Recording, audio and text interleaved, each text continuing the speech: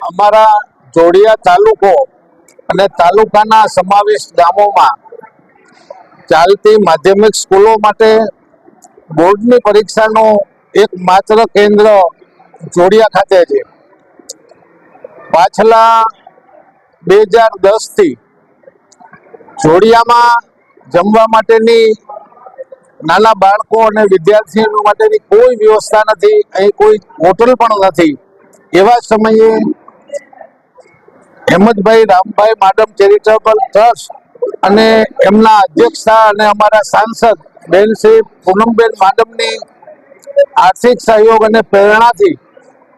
આ તાલુકાના વિદ્યાર્થીઓ અને વિદ્યાર્થીની બહેનો અને પરીક્ષા આપવા આવતા વાહન ચાલકો તથા વાલીઓ માટે થઈ અને જમવાની ખૂબ જ અગવડતા પડતી.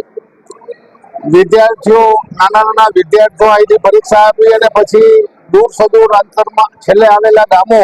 કે જ્યાં વિદ્યાર્થીઓ બપોરના 3 થી 3:30 વાગ્યા આસપાસ પહોંચતા ભૂખા તરસા.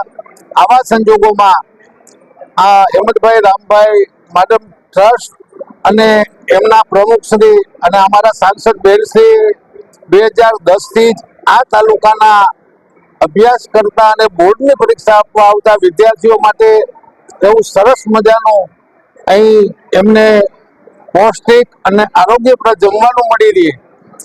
એના માટે થઈ અને એક્ઝામ આપતા બાળકો અને વિદ્યાર્થીઓ તો ખરી જ, પણ એમને લઈને આવતા વાહન ચાલકો, ભેગા આવતા સ્કૂલના શિક્ષકો અને એ તમામ માટે થઈ અને અંદાજે પાછલા 2010 થી જ,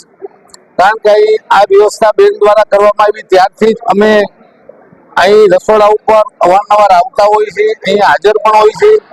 ત્યારે ખૂબ જ સરસ મજાની વ્યવસ્થા અને અંદાજે એવરેજ 500 કરતા દરરોજના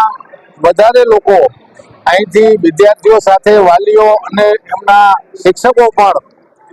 બપોરના સમયે શુદ્ધ અને સાત્વિક આરોગ્યપ્રદ એમને જમવાનું મળી રહે આવી વ્યવસ્થા 2010 થી લઈ અને કન્ટિન્યુ આ 17મું વર્ષ કે 2026માં આપણે 17મા વર્ષના દિવસે બોર્ડની પરીક્ષા જે પૂરી થાય છે ત્યારે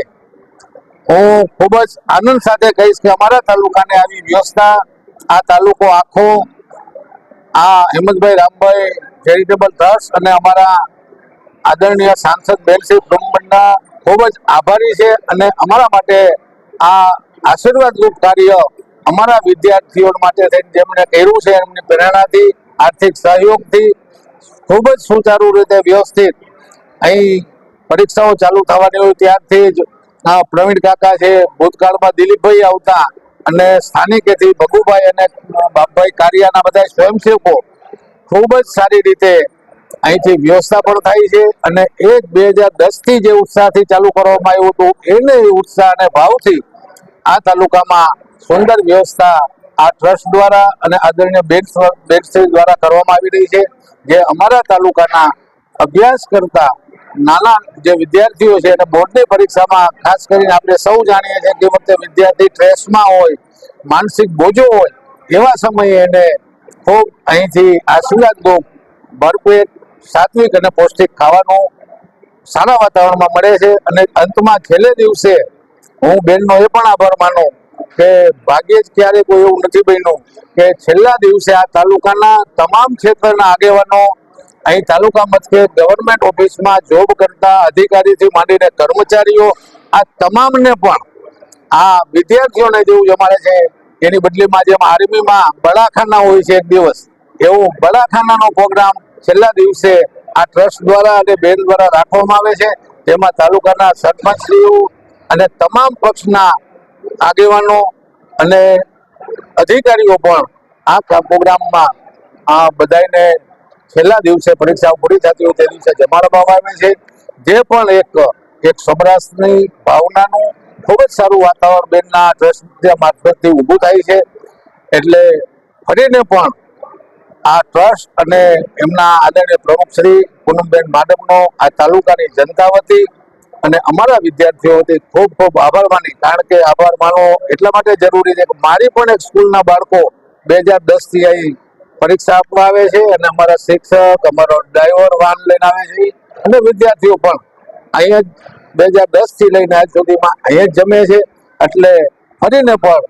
આ હેમંતભાઈ રામભાઈ માડમ ટ્રસ્ટ અને આદરણીય પૂનમબેન માડમનો ખૂબ ખૂબ આભાર માની મારી વાત પૂરી.